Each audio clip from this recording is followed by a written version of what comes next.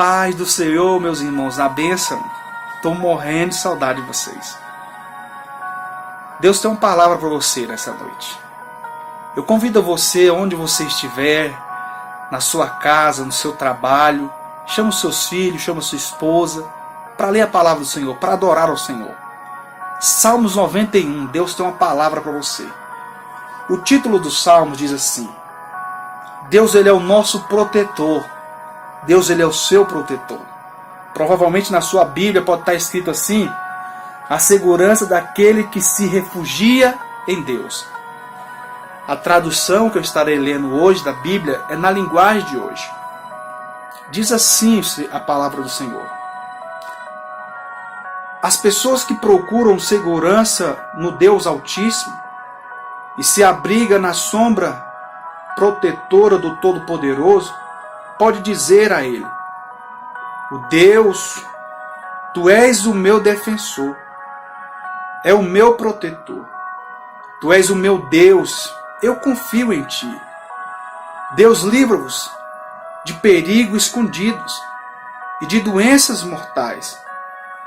Ele cobrirá com as suas asas, e debaixo delas vocês estará seguro.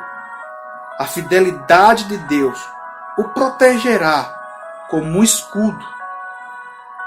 Você não terá medo do perigo da noite, e nem de assalto durante o dia. Não terá medo da peste que se espalha na escuridão, nem dos males que matam ao meio-dia. Ainda que 1000 pessoas sejam mortas ao seu lado, e 10.000 ao teu redor, você não sofrerá nada. Você olhará e verá como os maus são castigados. Você fez de Deus o seu protetor e do Altíssimo o seu defensor. Por isso nenhum desastre lhe acontecerá, e a violência não chegará perto da sua casa. Deus mandará que os anjos dele cuidem de você, para protegê-lo aonde que você for. Eles vão segurar com a sua mão, para que nem mesmo seus pés sejam feridos nas pedras. Com os pés vocês esmagarão o leão e a cobra, leões ferozes e pestes venenosas. Deus diz: eu salvarei aqueles que me amam. Que Deus venha ser o escudo, que Deus venha ser o seu refúgio e segurança. Estamos vivendo em momentos difíceis, mas Deus, Ele é o nosso refúgio. Que a nossa confiança possa estar nele. Que nenhum mal venha sobre a nossa família, que nenhum mal venha sobre a nossa casa. Eu quero convidar você a orar. Feche os seus olhos onde você estiver. Senhor, meu Deus, Pai, está aqui, Senhor, os seus servos, meu Pai, que estão confiantes em Ti, Senhor. Sabemos que o Senhor é nosso escudo, sabemos que o Senhor é nossa fortaleza, sabemos que nós estamos debaixo das Suas asas, Senhor. O Senhor nos guarda, nos protege, nos livra de todo mal. Guarda cada família, a cada irmão, onde estiver. Fortaleça eles com Teu Espírito Santo. Tenha misericórdia, Senhor, da nossa nação. Tenha misericórdia, meu Pai, de todos os países, meu Pai, que estão sofrendo nesse momento difícil. Que a Tua misericórdia venha sobre a vida de cada pessoa, de cada lar. Em nome de Jesus. Amém. Que Deus assim os abençoe. Nosso Deus é grande. Aleluia.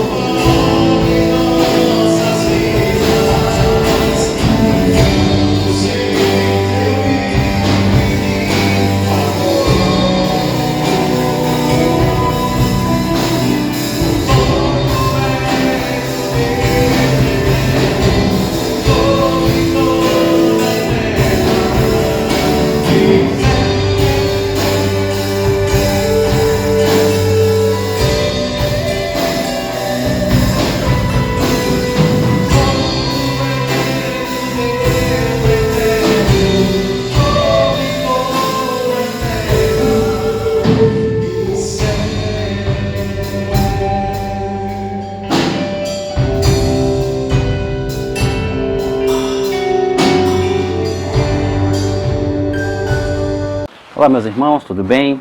Meu nome é César. Queria compartilhar com vocês então uma porção da Palavra de Deus, tudo bem? Eu queria comentar com os irmãos sobre um pouquinho sobre o livro de Deuteronômio. Aqui na nossa igreja a gente está fazendo uma maratona bíblica, tá? E por esses dias a gente está lendo o livro de Deuteronômio. Aqui em casa, né, junto com minha família, nós percebemos então algumas coisas que nos chamaram bastante atenção, pelo menos me chamou bastante atenção. A gente vai perceber que o livro de Deuteronômio tem uma particularidade muito grande. Qual é dessas particularidades? A particularidade então é sobre o público a quem é dirigido esses discursos de Moisés. Você vai perceber que o livro de Deuteronômio ele é dividido em 3 grandes discursos de Moisés, tá bom? E logicamente a gente tem que perceber algumas coisas. Primeiramente, onde é que eles estavam, tá? Para quem que Moisés estava discursando, tá? E qual era o intuito então desse discurso? Esse discurso então, ele era para o povo que havia crescido no deserto, aquele povo que tinha menos de 20 anos, lembrando que Deus havia prometido que aquelas pessoas que tinham mais de 20 anos não iriam entrar na terra prometida, tá? Então, a gente vai perceber que naquela época, naquela primeira contagem, você vai perceber que tinham 603 mil homens, mais de 603 mil homens que tinham 20 anos para cima, tá? E já no livro de Deuteronômio, você vai perceber que tem aí pelo menos 601 mil homens, ou seja, um pouquinho mais, né? Um pouquinho mais 601 mil homens, tá? Lógico, é de uma nova geração. E por esse motivo, Moisés então vai fazer um discurso. Que discurso é esse? Esse discurso de mostrar quem era esse povo, de mostrar o Deus desse povo, de mostrar que não era por força deles, que não era por causa da concepção deles, não era por conta da inteligência deles, mas simplesmente porque Deus foi amoroso, amou esse povo e simplesmente fez cumprir aquela promessa, tá bom? Então eu percebi que são pelo menos aqui 3 coisas que Moisés ele vai falar e que chamam bastante atenção. Então é basicamente um resumo do livro de Deuteronômio, tá bom? Então, o livro de Deuteronômio, ele vai falar, primeira coisa, no livro é muito repetitivo, você lendo o livro, é muito lindo o livro, porque ele repete muita coisa do que já se passou, tanto em Êxodo, tanto em Levítico e tanto em Números, tá bom? Então, o que acontece? Primeira coisa, então, que ele vai falar é que o povo deveria amar o Senhor Deus, né, de todo o coração, cumprindo todos os mandamentos. A melhor forma que o povo tinha de demonstrar que amava a Deus era simplesmente cumprindo os seus mandamentos, os seus pelo menos 613 preceitos que compunham a lei de Moisés, tá? Não o decálogo era apenas 10 mandamentos, 10 palavras, tá? Mas assim, na verdade o povo de Deus ele iria demonstrar que amava de fato a Deus cumprindo os seus mandamentos. E você vai perceber que nunca, absolutamente nunca, o povo de Israel foi fiel totalmente ao Senhor. Mas por graça e misericórdia a gente vai percebendo que Deus simplesmente não destruiu aquele povo, porque havia uma promessa a Abraão, tá?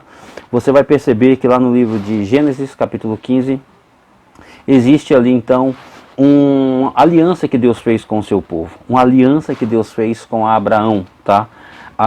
Deus prometeu a Abraão que iria dar um descendente, e esse descendente seria uma grande nação, muitos como a areia da praia e muitos como as estrelas do céu.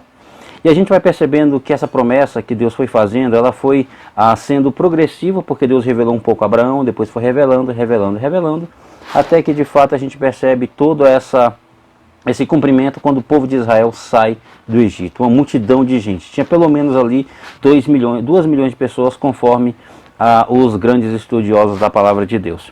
Tá? Então, uma vez que esse povo agora foi liberto, esse povo agora que aprende de fato a ser uma nação, para ser nação ele deveria ter simplesmente leis, deveria ter uma terra, tá? E era exatamente o que Deus estava fazendo. Deus já tinha dado leis para esse povo e Deus já tinha prometido a terra, e agora estava prestes a entrar nessa terra. Porém, para que esse povo fosse de fato bem sucedido, eles deveriam amar o Senhor Deus, cumprindo todos os mandamentos. Tá? Então esse era o ideal de Deus. Que aqueles homens, os hebreus, né, os israelitas simplesmente eles deveriam amar o Senhor Deus, amando Ele, cumprindo todos os mandamentos. Então a primeira coisa que o povo de Israel deveria fazer, amar a Deus, cumprindo todos os mandamentos. Uma segunda coisa então que eles deveriam fazer era não se entregarem à idolatria. Uma das coisas muito importantes, pelo menos você vai perceber isso no livro de Deuteronômio, capítulo 19, principalmente, ele vai falar sobre como era aquele povo que vivia em Canaã, os cananeus, tá? Então você vai perceber que era um povo idólatra, que era um povo que tinha o costume de pegar seus filhos, oferecê-los em sacrifício, tá? Algo que era totalmente abominável aos olhos do Senhor. Então quando você lê, abre a palavra de Deus, Deus ele vai explicar o porquê que Deus estava chegando e tirando todo aquele povo, tá? Então você vai perceber que Deus simplesmente queria que eles destruíssem, no sentido de tirar todo aquele povo. Então, irmão, como estávamos falando, o primeiro mandamento, então melhor, primeira percepção que nós tivemos aqui com relação ao livro de Deuteronômio, então amem o Senhor de todo o coração, cumprindo seus mandamentos. Segundo, então, não se entreguem à idolatria. Um dos pecados que Deus mais combatia era a idolatria, porque, segundo um autor francês, ele diz que o coração do homem é uma fábrica de ídolos. Quem disse isso foi João Calvino, tá? Então, na verdade, o nosso coração ele é muito instável. Uma vez que a gente confia demais no nosso coração, o que acontece? Nós vamos nos entregar muitas vezes a essa idolatria. E a idolatria nem sempre é uma imagem que a gente coloca diante de nós, como muitos cananeus faziam.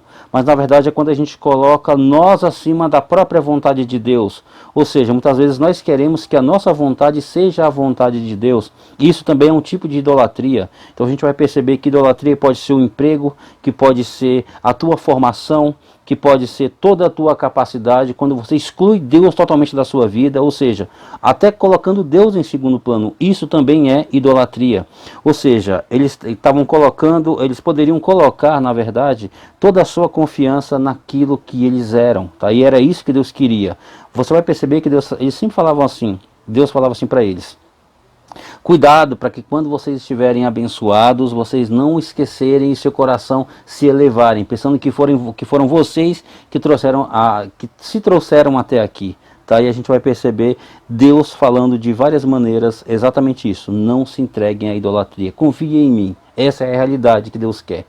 Confiar em Deus em momentos de dificuldade, como hoje nós passamos, né? Então a gente percebe que a cada dia muita gente tem medos, a gente tem incertezas da vida, mas o que a gente tem que fazer? Não se entregar à idolatria, não se entregar ao nosso coração, não se entregar ao nosso temor, tá? Então uma outra percepção que a gente vai ter aqui do livro, que eu falei que seriam 3, tá? A primeira já foi: amar o Senhor, seu Deus, de todo o coração, cumprindo os seus mandamentos, não se entregarem à idolatria e, por último agora, não confiar em seu coração. Essa ideia de confiar no coração é a ideia do orgulho, da altivez. Muitas vezes nós confiamos demais nas nossas capacidades, na nossa intelectualidade, na nossa saúde, na nossa posição, tá? E na verdade, outra coisa que Deus queria que o povo de Israel fizesse era justamente isso: não confiar em seu coração. O nosso coração é enganoso. O próprio profeta disse que enganoso é o coração do homem mais do que todas as coisas. Quem o compreenderá? E lógico, a resposta é que somente Deus, que esquadrinha os corações, é que de fato conhece as pessoas.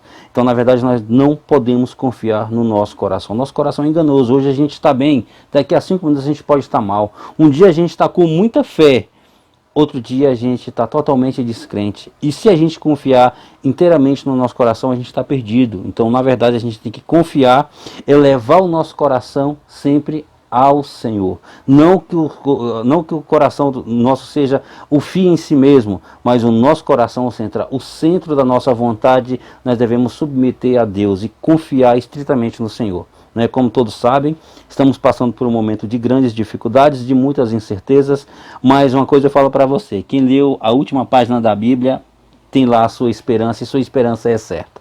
Tá? Então tudo isso um dia vai passar. A gente vai lembrar de tudo isso, lógico. O mundo vai mudar depois disso, tá? Isso é fato, tá? Mas o que a gente tem que fazer, então, é simplesmente confiar no Senhor. Não confiar no nosso coração, é crer que Deus está absoluto, soberano, está cuidando de tudo e de todos. Tudo isso que tem acontecido pode fugir da minha percepção, pode fugir das minhas vontades, mas de Deus absolutamente não. Tudo isso tem acontecido segundo a vontade de Deus. Um dia tudo isso vai passar. Tá? E o que vai prevalecer então vai ser a nossa fé em Deus. Então, irmãos, continue confiando no Senhor, tá? Se entregando ao Senhor. É o momento de agora fazermos os nossos trabalhos em casa, né? Ler a palavra de Deus como a gente tem feito, cantar cânticos de louvor ao Senhor, se dedicar mais à família. Agora não tem desculpa, os pais agora têm a obrigação, né, de ficar com os filhos, mais próximos dos filhos, não é? Então agora é o momento exatamente disso. E logicamente fazer a nossa parte. Qual é a nossa parte? Segundo consta aí a área da saúde, que é evitar aglomerações, evite pessoas, Dá para entender isso, evitar pessoas? Então a gente tem que de fato simplesmente evitar o aglomerado de pessoas, fazer a boa higiene das mãos. Isso está em Levítico, né? Então lá em Levítico você vai perceber que Deus, ele muitas vezes declarava a pessoa impura, e no final da tarde a pessoa deveria tirar a roupa, lavar sua roupa, lavar suas mãos, e somente depois daquilo ele seria puro. Deus já tinha essa ideia de higienização nas mãos também, não é? Um outro exemplo que eu acho muito interessante era que se eu tivesse um cordeiro ou uma vaca, um animal que fosse comestível, né?